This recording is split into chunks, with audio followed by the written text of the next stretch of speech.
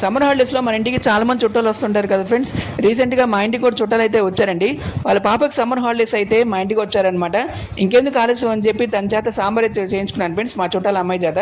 తను సాంబార్లో కానీ క్యాబేజీ కానీ చేయడంలో చాలా ఎక్స్పర్ట్ అనమాట. మేమైతే మెడ్రాస్ ఉల్లిపాయలు అయితే తీసుకున్నాం ఫ్రెండ్స్. ఇవైతే చాలా టేస్టీగా ఉంటాయండి సాంబార్లో.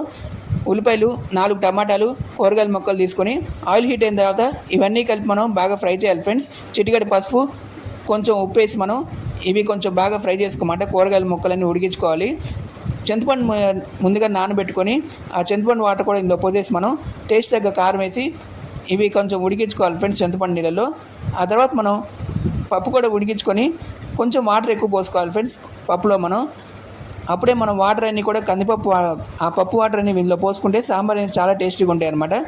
కందిపప్పు నీళ్ళు అనేవి కొంచెం కొత్తిమీర వేసుకొని అలాగే కొంచెం కొబ్బరి మిక్సీ పట్టి ఇందులో వేసేస్తే సాంబార్ అనేది చాలా టేస్టీగా ఉంటుంది ఫ్రెండ్స్.